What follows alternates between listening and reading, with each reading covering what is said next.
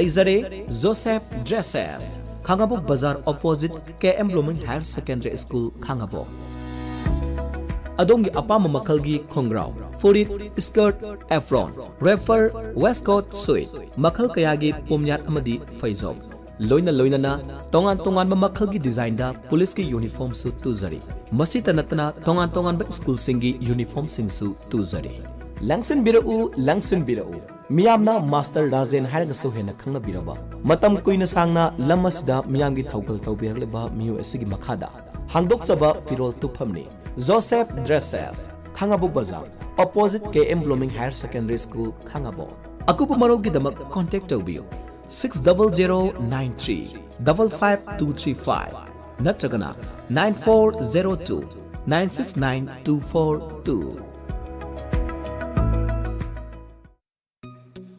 Khanganjaba Sakwat Khongthang Lottery Tender Stop Payment Marup Khangabokta Pangthok Sariba si COVID-19 laina laichana maram oiraga matam kuina lepluraba matung lakliba February ki tang kun ga tare thangja numit aslagi hana pangthok saba mafam Siroi ngari Khangabok ki complex ta pangthok saragani haina khanghanjari maram asina marup asida yawbiriba member khuding makna matam chana lengbirakuna mahusagum saruk yabiranaba khanghanjari ba Sakwat Khongthang Lottery Tender Stop Payment Marup Khangabok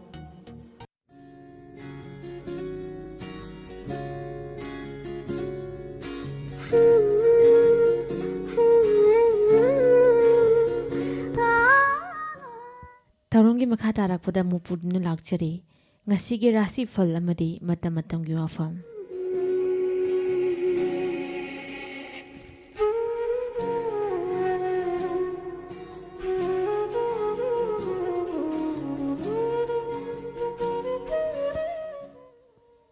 ahanbada pichari ngasigi Rashi Phal ahanbada mes Rashi Anam tanbagi kanaba nasak naral chakhulpagi lamda mai pakpa amadi phamthol phangbangum nungaiba amadi arang arak phangbagi nungaiba laigani mahu pamna yengsili mine isinba amadi nabagi lamda laithau ikaiba nangu haiba lai pakhang sabisingi oina marukki mating phangani krakarasi harau nungaiba mingchet hengatba amadi maromo pangi mating phangjaba laigani pankiba seltum phangba yaba amadi arapadi marum mapangsing lakani pakhang lasabi gi oina wakhal nungaiba namitni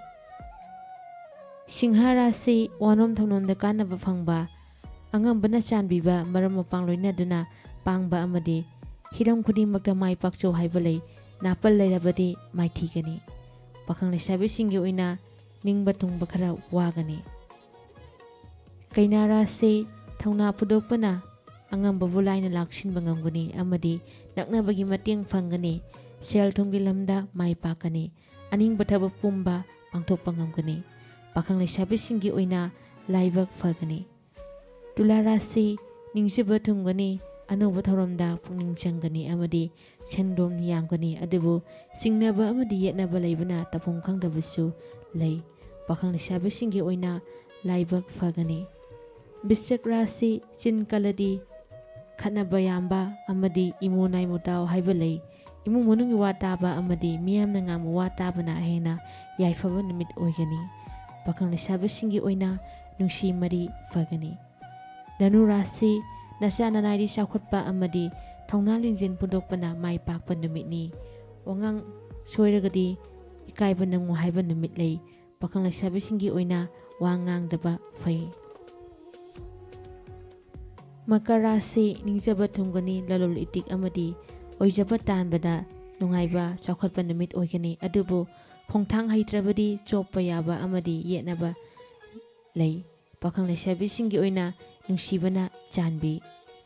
kumbarasi ningba thungba hauragani ojaguruna chanbi pa hauragani amadi maram mopangi nungaiba pau tagani adubu atanba ma oirabadi miwa lobuna mangjaba laigani pakhang lesabi singi oina nungsi wakhal nungai aroibada minarasi jarang nabana miyam punbana amadi mapan thopa matamda ikaiba nangbalai thinglapna nongna phangjaba marmapang punamang adu ngakpigani nolungna chalu mahiyan gani pakhang lesabi singi oina matam khara ngayo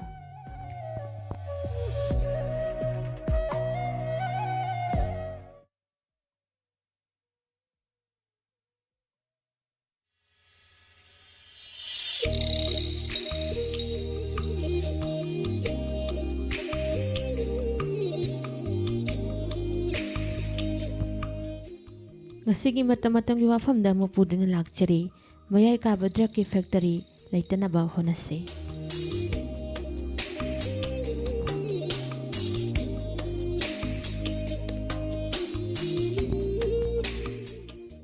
Manipur de heroin number 4 amadi brown sugar gi factory thukaiba amadi fabagi thabuk asi hauki basahi uhumdagi mari lainaba department singna chathaduna lakli. Mayai kaba folam ama oiriba brown sugar amadi heroin number 4 gi factory asi Manipur gi sing amadi tampaki mafam singda leirama sing mari lainaba department singna maru oina thugaiduna mahan khrabasu makhata na Manipur gi tonga mafam singda nongna thingnabagi saruk ama oina haukiba numita Chuchampur gi Taibong subdivision gi manung channa leiba Betlem village da factory asi thingnabadagi thugaikre hairi.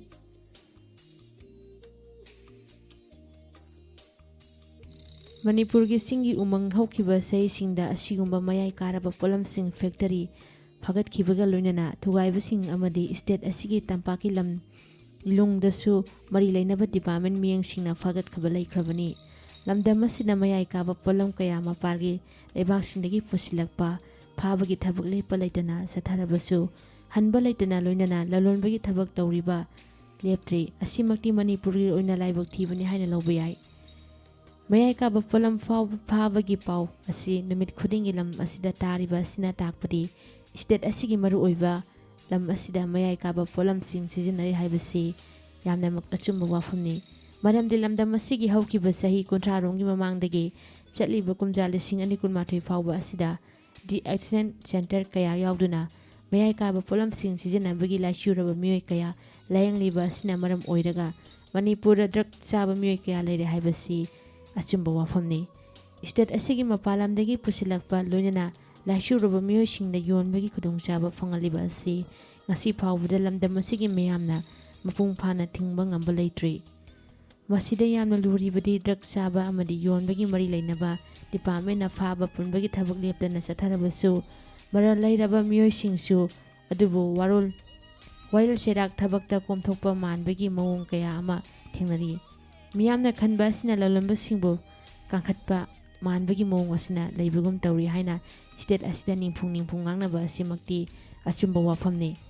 Pausi asigi kalam asida kayarak hanna ikhraba drug lalomba singi ahakpok serak pibagi matangda miyoi khunaibu manghanaba sinba masagi sel fangnabagidamagta khanba miyoi sing asi malemgi miyamgi yaknabani haibasi miyamna khangnaraba wafamni. Haujing Manipur gi singi lam kayada popi pampi thabagi thabak sathariba asi makti state asigi oina yamna laibak thibani haibiyai. Singi lamda popi thanaba mafam singi kul miyam amadi police department yanthatbagi thabak leptana satharakliba asimakti afaba khungthang amani adubu popi thariba miyoi singna popi yanthatliba kangbuga wakhal taminaba di chumgadaba mali sel khatagi khalaga lamdam asida miyamgi khandana manghanbaga loinna mahoksagi khal kainaba siliba asimakti yamna fattaba khungthangni. Amaromda ngasi lengak asina popi thariba singda popi thabagi mahutta atopa sel phangba yaba pulamsing kya thanaba thaurang paikhalakliba si mapung phana makhatana silabadi Manipurda drug factory asi lepkhiba yai haina sukhali masini ngasigi pujarakliba matam-matamgi Wapham.